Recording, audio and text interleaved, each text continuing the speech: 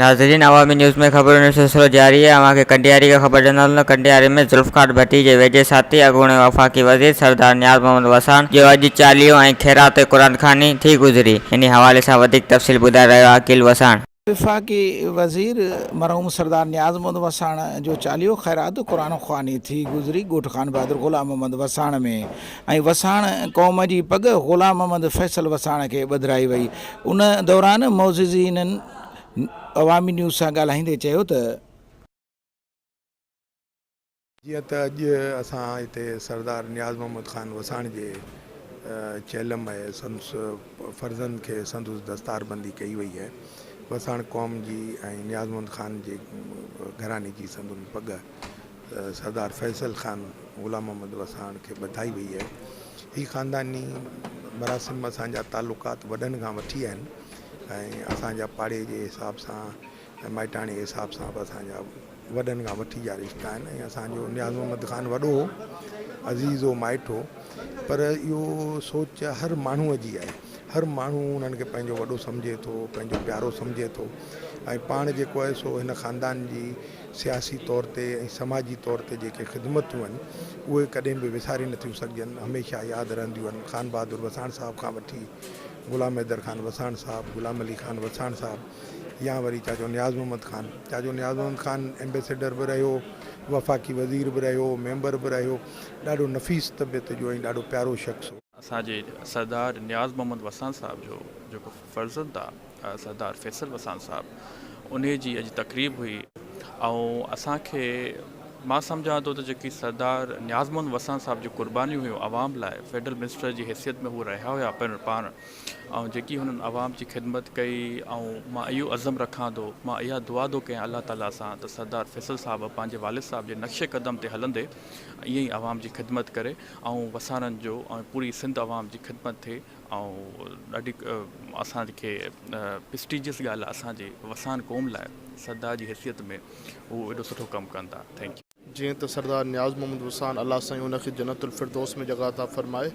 जीअं वसाण क़ौम जो जीअं ख़ान बहादुर वसाण जूं ख़िदमतूं हुयूं, नियाज़ मोहम्मद वसाण साहब जूं सरदार जूं ख़िदमतूं हुयूं, इंशाअल्लाह अॼु असांजो वसाण कम्यूनिटी जो सरदार फैसल वसाण थियो आहे।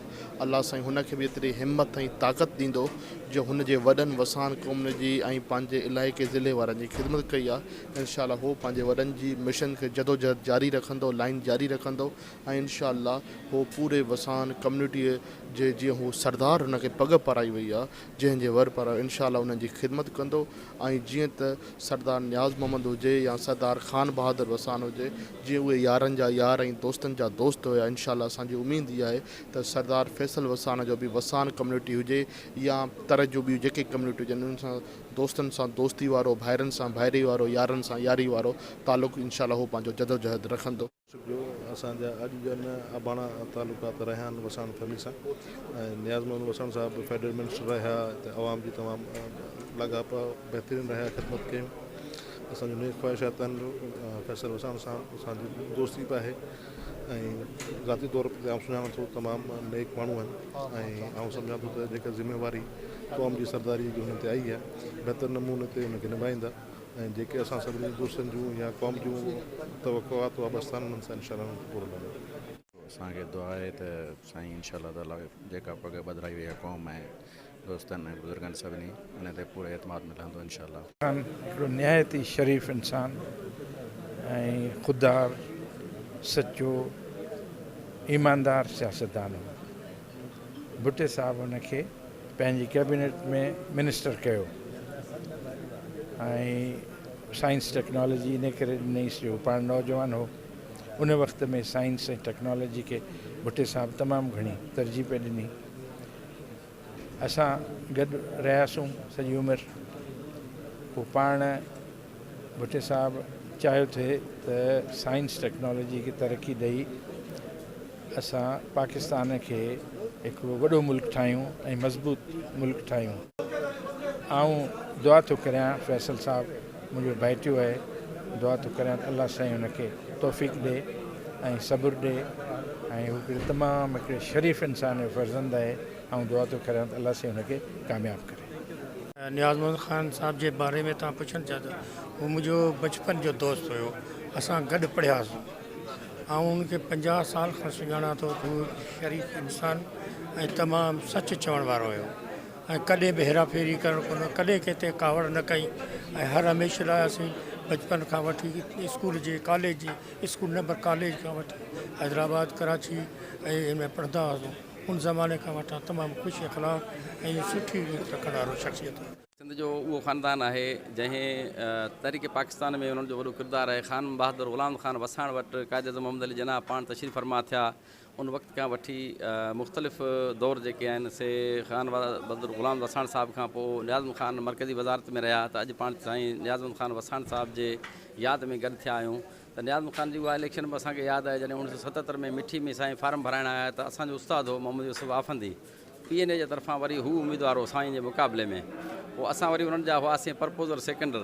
तो इन ख़ानदान सां असां वरी ज़ात जा नोड़िया आहियूं त असांजो वरी माना सरदार फैमिली जेका आहे अरबाब फैमिली उहो उन्हनि जो हमेशह वसाण ख़ानदान खे तमामु उहे वेझा रहिया।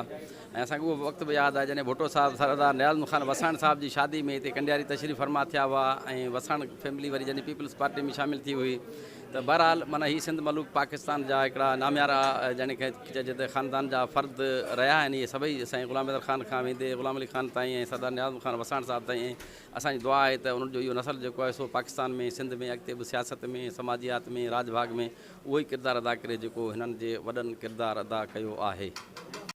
तक़रीब में नवाबज़ादा जा मदद अली ख़ान, ख़ैर मोहम्मद जूणे जो, अयूब जान सरहंदी, ख़लीफ़ो कादिर बख्श मंगरियो ऐं ख़ादम हुसैन रिंद जाम फारूक अली ऐं मीर अली रज़ा टालपुर, अरबाब नेक मोहम्मद अब्दुल वहीद वसाण, फ़हद वसाण शहदादपुर वारा, असलम पठान तक़रीब में मौजूदु हुआ।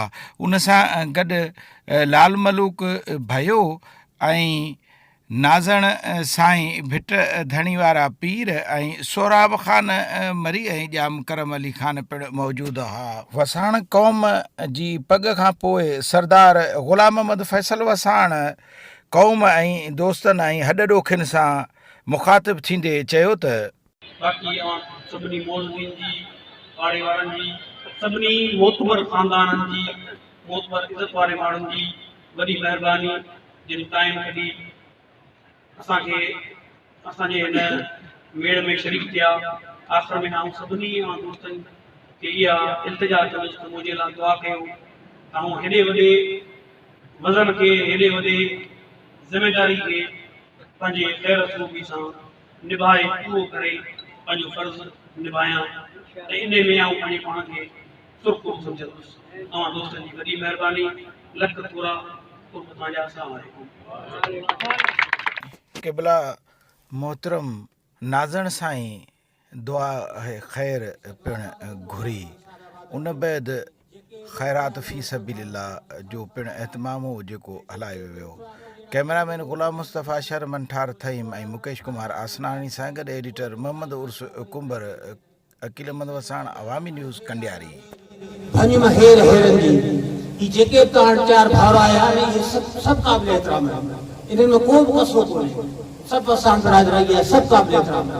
उन्हनि खां पोइ जेके मौजूद शख़्सियतूं आयूं आहिनि उन्हनि खे अलाह सां आबाद करे इन दुआ सां त जीअं पंहिंजनि मागनि तां ते पहुता की परवरदिगार करे वरी पंहिंजनि मागनि ते ख़ैर था पहुचनि। अलाह उन्हनि जूं जाइज़ उमेदूं मतिलबु पूरा करे, हर दुख सूर दूर करे। ऐं मौला तौफ़ीक़ ॾे सरदार साहिब खे त जीअं पुराणी रिवायतनि मूजिब हिते महसूसु थिए वाकई ख़ान बहादुर साहिब नओं क़ब्रख़ाने थी आयो आहे, पर उहो तॾहिं थींदो जॾहिं वसाण बिरादरी साथ ॾींदी। अगरि साथ न ॾींदी त कोन थींदो। वसाण बिरादरी खे बि सोचणु घुरिजे त काफ़ी टाइम खां पोइ तव्हांखे मौक़ो मिलियो आहे। जिन ॾींहं सड़े न सा रती रुस्मतनि सी हू झड़कनि तूं छको थी पांद विचीअ गलबा पाण वञी पर जनाब तां रुठंदो ई रहिजी दर तुंहिंजा दाइम क़ाइम भरिया ई आहे भले जे लाइ ख़ावद खारी न बिस्मिल्लाह रहमान रहीम कबा नहीं वाले जो मेरी अकरम दिया मस्ती साथ जीन नम चाहिए